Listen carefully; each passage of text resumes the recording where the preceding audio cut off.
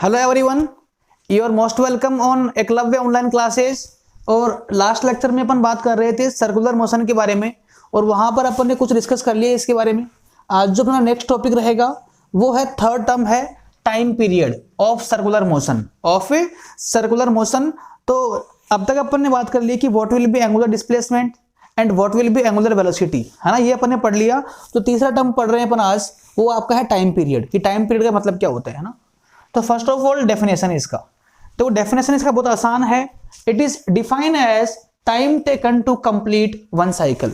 मतलब कि यदि कोई भी बॉडी मान लो सर्कुलर मोशन कर रही है, सर्कल में घूम रही है, तो उसको एक राउंड पूरा, है ना, कंप्लीट करने में, है ना, उस बॉडी को एक राउंड पूरा कंप्लीट करने में जितना टाइम कंज्यूम होगा, that time is known as time period. That time is known as time period. Okay, अच्छा, इसके बाद में देखो, it's SI unit, it's SI unit is second.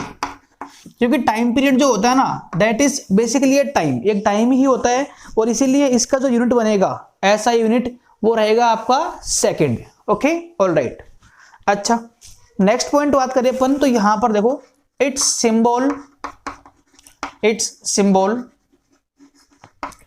है ना, इज कैपिटल टी। ये एक आधे ना पॉइंट है, यहां पर पहला पॉइंट है डेफिनेशन, दूसरा पॉइंट है इसका यूनिट क्या होता है, और जो थर्ड पॉइंट रहेगा that will be it's symbol. Okay, अच्छा, अब देखो एक सवाल करते हैं अपन, यहाँ पे एक एग्जांपल लेते हैं अपन। जैसे मान लो कि ये क्लॉक है, घड़ी है, मान लो क्लॉक, और जैसे आपको पता है कि क्लॉक के अंदर 3 हैंड होते हैं, एक तो मिनट हैंड होता है, एक आवर हैंड होता है, और एक सेकंड हैंड होता है ना। तो मैं बात करूं, जैसे मान लो लेट सपोज कि ये है घड़ी का मिनट हैंड, ये मान लो क्या है, मिनट हैंड है ना, मिनट की सुई है ना, मिनट हैंड है। अब ये मिनट हैंड जो है वो इसका ये टिप देखो आप, ये टिप टॉप पॉइंट, जब ये मिनट हैंड चलेगा, रोटेट करेगा, तो टिप भी घूमेगा।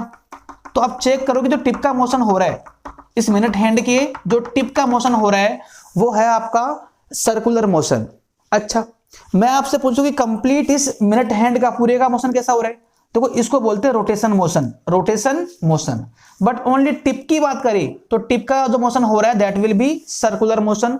नाउ क्वेश्चन इज दैट कि दोनों मोशन में डिफरेंस क्या है, सर्कुलर मोशन में और रोटेशन मोशन में डिफरेंस क्या है। देखो इस मिनट हैंड के बहुत सारे पॉइंट मान सकते हो आप, यहां मान लो, यहां मान लो, यहां मान लो।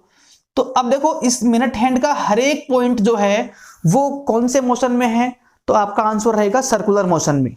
बट बात करें कि ये पूरा मिनट हैंड जो है, पूरा मिनट हैंड वो कौन से मोशन में है, तो दैट विल बी रोटेशनरी मोशन। तो आई थिंक आपको मालूम पड़ गया होगा कि रोटेशन मोशन जो होता है that is the combination of large number of circular motion, है ना। रोटेशन मोशन में पार्टिकल के, बॉडी के सारे पार्टिकल जो होते हैं दैट परफॉर्म सर्कुलर मोशन। हालांकि ये बातें ना अपना आगे डिस्कस करेंगे अच्छे से। अभी आपका जो क्वेश्चन ये है कि इस मिनट हैंड का जो टिप है, उस टिप का टाइम पीरियड क्या होगा, है ना। मैं लिखूं क्वेश्चन को यहां पर, time period of tip of minute hand के टिप का टाइम पीरियड क्या होगा, ये आपको निकालना है। ठीक है, अब सोचो कि मिनट हैंड का टाइम जो है, जो टिप जो है, वो टिप एक साइकिल पूरा कितने टाइम में करता है, वो यदि आपको मालूम हो तो वही चीज क्या बनेगी, आपकी टाइम पीरियड। और ये काफी आसान है, आपको मालूम है पहले से ही कि जो मिनट हैंड होता है वो 1 घंटे में एक राउंड पूरा करता है, तो यहां पर जो टाइम पीरियड आपका आएगा, आंसर जो आपका आएगा वो आएगा कि T will be equal to 1 hour. And if you want to convert, then you can also say that 60 minute, or you can also say that 3600 second। ये सारे आंसर सही है ना, कोई दिक्कत नहीं है। बट यदि आपको आपका आंसर SI के अंदर सही है, SI, तो आपका आंसर आएगा 3600 सेकेंड। ठीक है ना, काफी कॉमन सा क्वेश्चन है, बेसिक सा क्वेश्चन है। ओके, इसको आप नोट करिए एक बार के लिए, and then we will move further. ठीक है, अब जो नेक्स्ट टर्म यहां पे आएगा सर्कुलर मोशन के रिगार्डिंग, वो रहेगा आपका फ्रीक्वेंसी, है ना। इनका जो बेसिक आइडिया है वो आपको होना चाहिए, बाकी ऐसे तो इतने इंपॉर्टेंट नहीं रहेंगे आपके लिए। जो फोर्थ टर्म आपका आएगा वो रहेगा फ्रीक्वेंसी, एंड इसका सिंबल रहेगा F, फ्रीक्वेंसी। ठीक है, फ्रीक्वेंसी। अब मैं आपको बोलूं कि फ्रीक्वेंसी जो होती है ना, that is reciprocal of time period, reciprocal of time period. और यदि अपन इसको डिफाइन करें तो देखो आप, it is define as number of rotation in 1 second, number of rotation in 1 second. This is just reverse of time period. जैसे देखो आपको मैंने लिखवाया है कि कोई भी यदि पार्टिकल मान लो सर्कुलर मोशन में घूम रहे है ना, तो वो पार्टिकल 1 सेकेंड में कितनी बार है ना घूम के आ रहा है ना, कोई भी पार्टिकल जो है वो 1 सेकेंड में कितने साइकिल कंप्लीट कर रहा है, उस नंबर को अपन क्या बोलेंगे, फ्रीक्वेंसी। उस नंबर का नाम क्या होगा, फ्रीक्वेंसी। ठीक है, समझो इस चीज को आप बहुत ध्यान से। 1 मिनट ना, ठीक है, ऑलराइट। तो इट मीन्स कि यदि जैसे मान लो इसका जो फॉर्मूला बनेगा फ्रीक्वेंसी का, वो आपका आएगा 1 टाइम पीरियड। ये आई थिंक कि 10th क्लास में भी आपके आता है, 9th में आपके आया होगा, एक बार पहले भी आया होगा ये, कि जो फ्रीक्वेंसी होती है that is equal to 1 time period. और इसका जो बेसिक मीनिंग होता है ये काफी आसान है कि कोई भी बॉडी जो है वो 1 सेकेंड में कितने रोटेशन पूरे कर रही है, उस नंबर को अपन क्या बोलेंगे, फ्रीक्वेंसी। अच्छा, यहां से देखो आप कि इसको अपन बोल पाएंगे 1/t। अब बात करूं मैं इसकी यूनिट के बारे में, तो SI यूनिट लिखते हैं अपन जनरली हर बारी, SI यूनिट।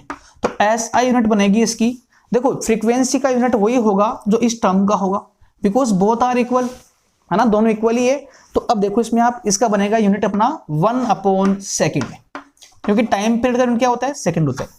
इसको आप ऐसे भी लिख सकते हो आप आराम से, सेकेंड इनवर्स। इसके अलावा इस फ्रीक्वेंसी का एक और यूनिट होता है और वो होता है हर्ट्ज, HERTZ। ये जो यूनिट है ना वो साइंटिस्ट के नेम के अकॉर्डिंग है। तो फ्रीक्वेंसी की 2 यूनिट होती है, एक तो होती है सेकेंड इनवर्स और एक होगी हर्ट्ज, है ना। आप भले कोई सी भी यूज में लेना, कोई दिक्कत नहीं है। तो this is the basic definition and some basic idea about frequency. Okay, इसको आप नोट करें।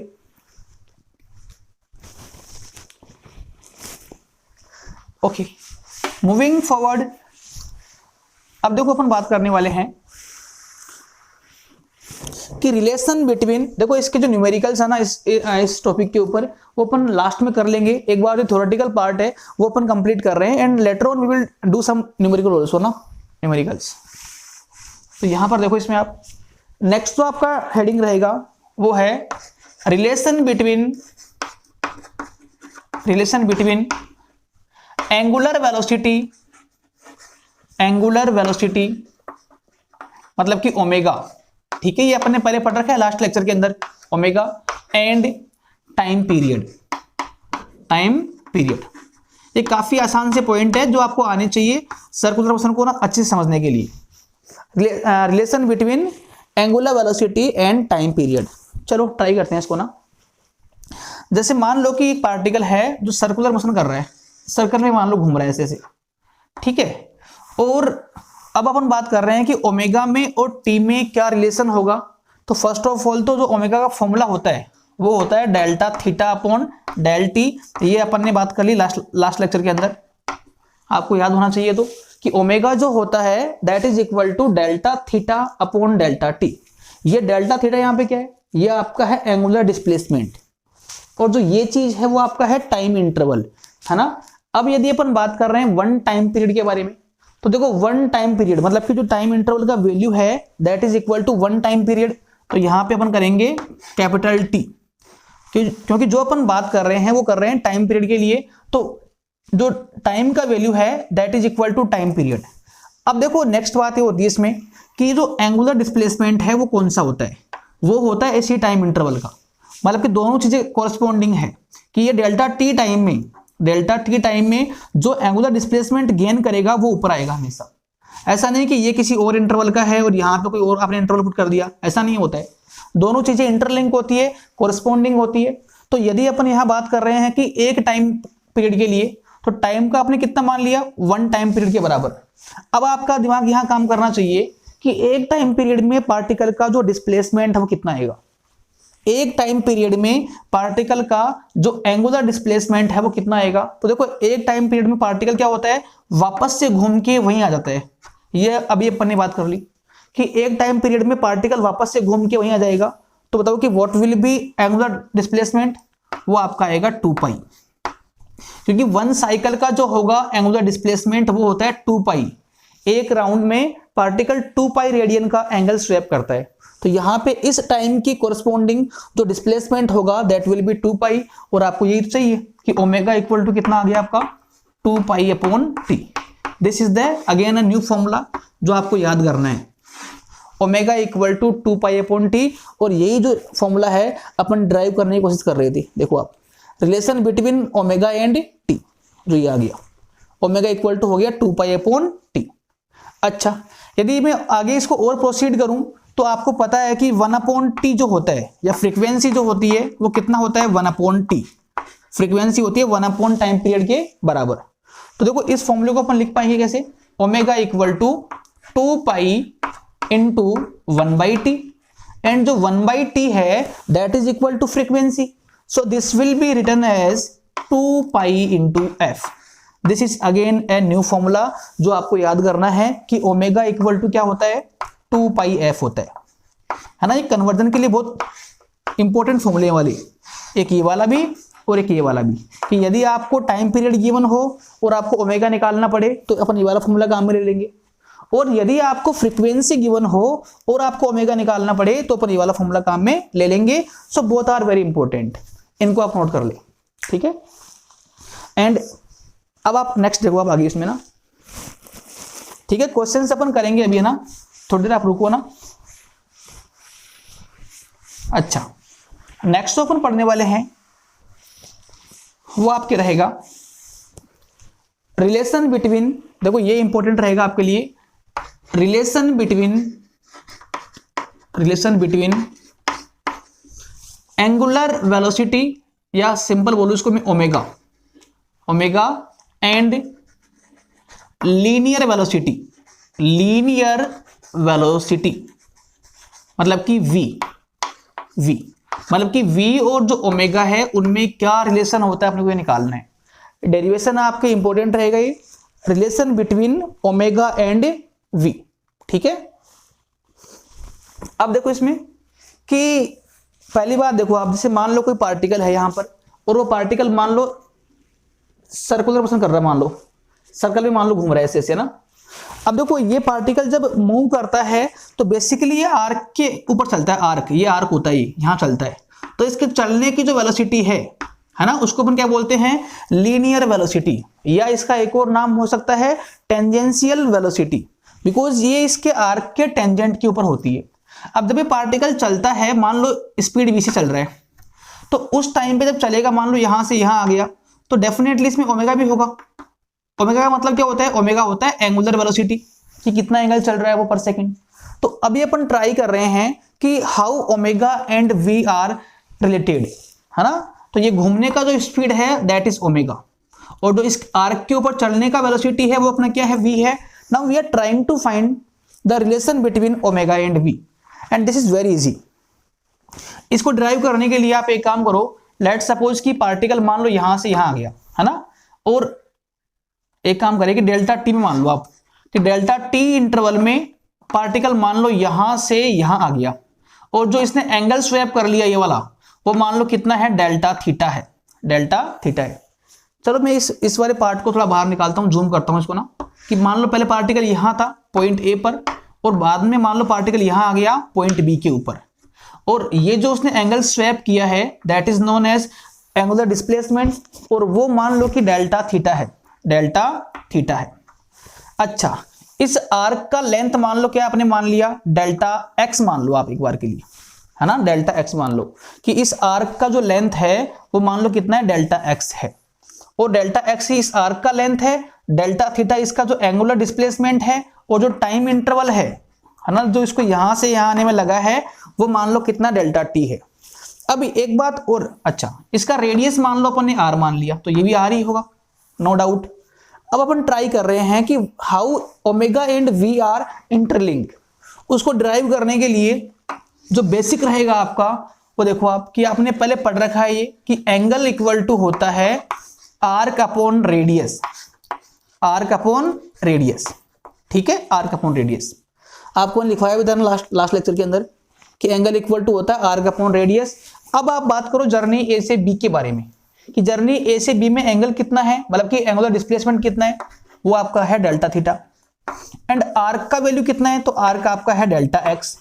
एंड जो रेडियस है वो आर मान रखी है अपन ने, तो ये तो अपन ने लिख लिया आराम से, ये अपन ने पहले ही पढ़ रखा है। अब इसके आगे आपको एक और काम करना पड़ेगा कि डिफरेंशिएट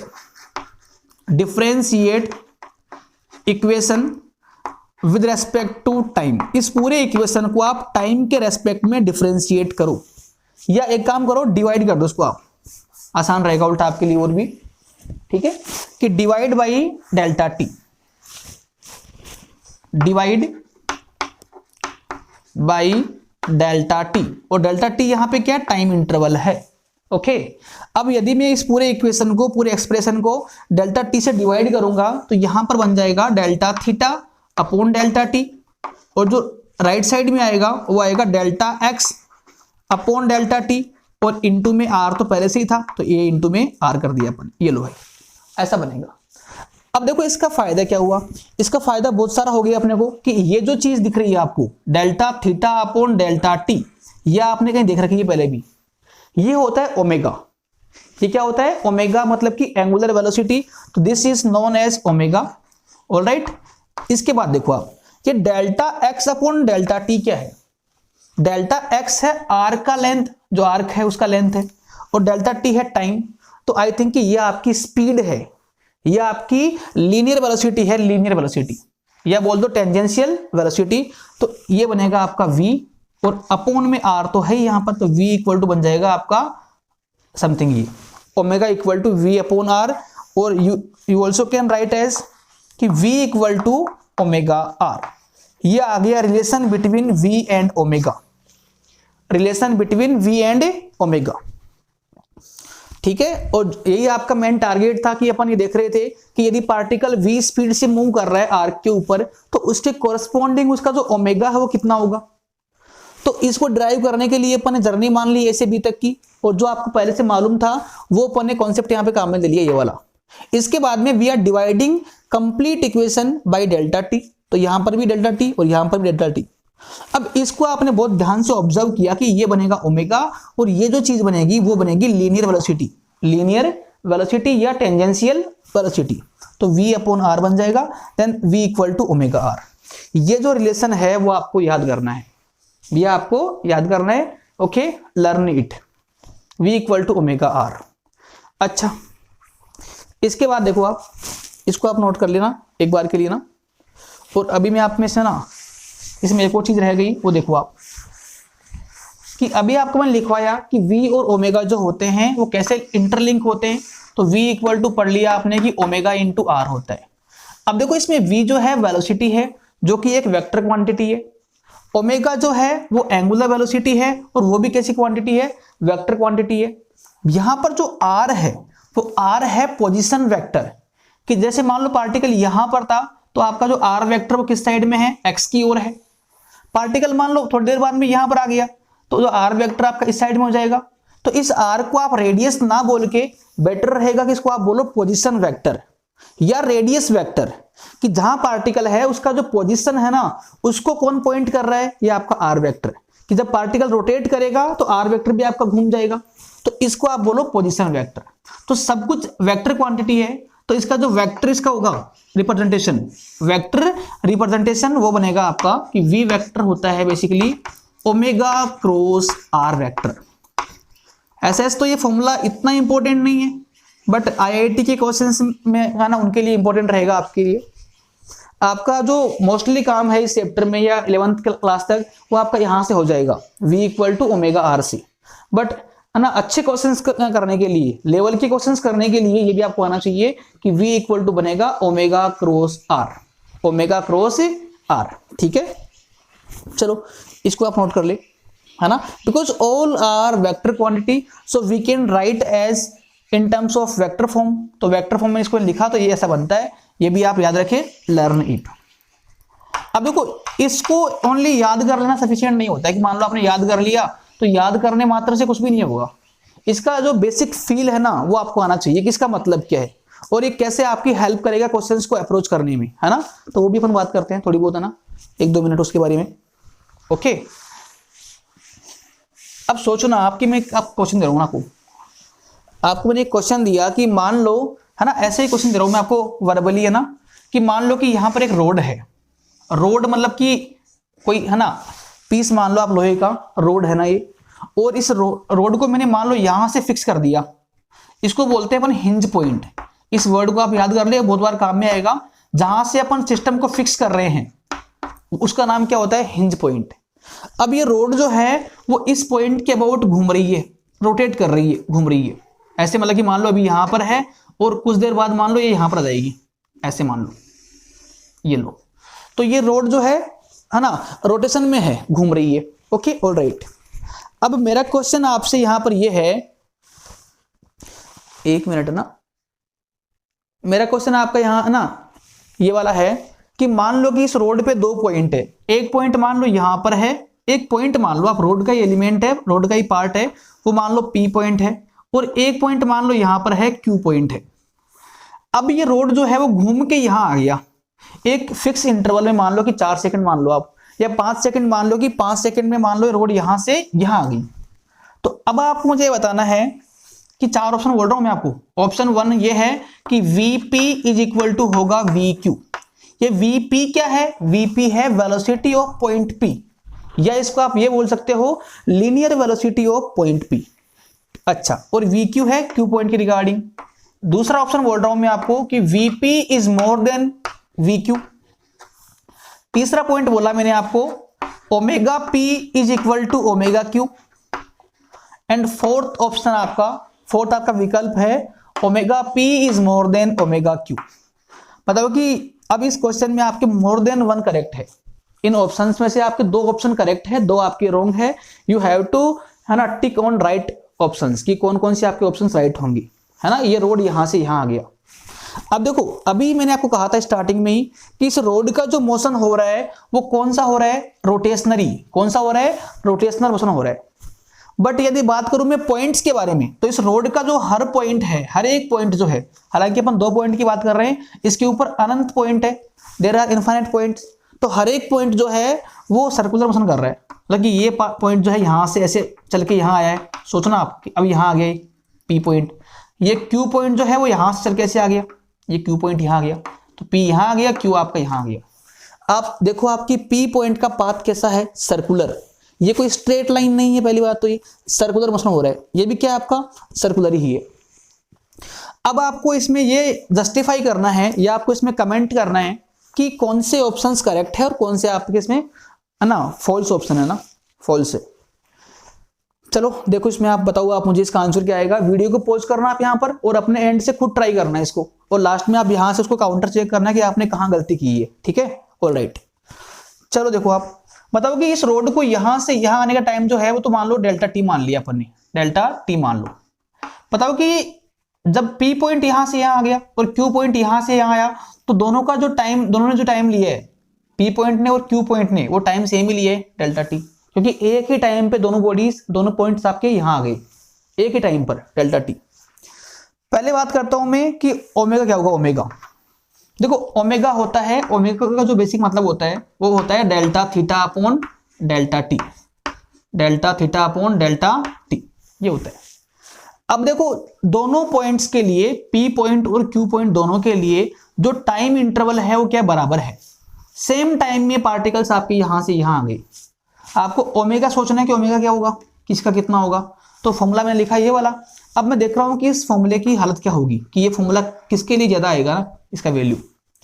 अब दोनों पार्टिकल्स के लिए जो डेल्टा T का वैल्यू है, टाइम इंटरवल का वैल्यू क्या है? सेम है। तो ये आपकी चीज दोनों के लिए क्या आ गई? सेम आ गई, कांस्टेंट आ गई दोनों पार्टिकल के लिए। ये बात सही आई, समझ में आ रही है आपको कि दोनों पार्टिकल ने यहां से यहां आने में टाइम सेम ही कंज्यूम किया है, तो डेल्टा T जो है वो दोनों पार्टिकल्स के लिए सेम रहेगा। अब मैं बात करता हूं कि डेल्टा थीटा मतलब कि एंगुलर डिस्प्लेसमेंट। बताओ कि जैसे मान लो कि ये एंगल डेल्टा, है ना, 30 मान लो आप, तो फॉर एग्जांपल 30 मान लो आप। तो बताओ कि P पॉइंट का जो एंगुलर डिस्प्लेसमेंट है वो भी कितना है, 30 है, और जो Q पॉइंट का एंगुलर डिस्प्लेसमेंट है वो भी कितना, 30 है। मतलब कि दोनों पार्टिकल ने सेम टाइम में सेम डिस्प्लेसमेंट कवर किया है। मतलब कि ये जो टर्म आपकी आएगी डेल्टा थीटा की, वो भी अपनी क्या है, सेम है। अब यदि दोनों पार्टिकल्स के लिए दोनों टर्म्स बराबर ही है तो इसका रेशियो भी क्या आएगा, बराबर आएगा। And hence I can say कि ओमेगा जो P होगा वो ओमेगा Q के बराबर होगा। तो इट मींस कि ऑप्शन सी तो करेक्ट है। ये बात सही है क्या कि ऑप्शन सी करेक्ट होगा, क्योंकि सेम टाइम इंटरवल में दोनों पार्टिकल ने सेम डिस्प्लेसमेंट कवर किया है ना, इसीलिए इनका रेशियो भी क्या आएगा, सेम आएगा। और रेशियो का नाम है तो क्या होता है, omega. That's why omega will be also equal. इसको आप नोट कर ले। तो ये अपना आ गया ऑप्शन सी करेक्ट हो गया। मतलब कि यदि ऑप्शन सी करेक्ट हो गया तो डायरेक्टली अपना ऑप्शन डी फॉल्स हो जाएगा, उसमें कोई दिक्कत नहीं है। अब बात कर लेता हूं मैं एक बार की व्हाट अबाउट लीनियर वेलोसिटी। अब सोचो आप कि सेम टाइम में पार्टिकल एक यहां से यहां आ गया और सेम टाइम में पार्टिकल एक यहां से यहां आ गया। बताओ कि मैं बोलूं आपको कि इसका जो लेंथ है वो मान लो क्या है, डेल्टा x2 है, और इसका जो लेंथ है, आर्क का लेंथ इस पार्टिकल के लिए, क्योंकि इस पार्टिकल ने ओनली इतना आर्क ट्रेवल किया है और इसका आर्क का लेंथ जो इतना है, तो ये है डेल्टा x1।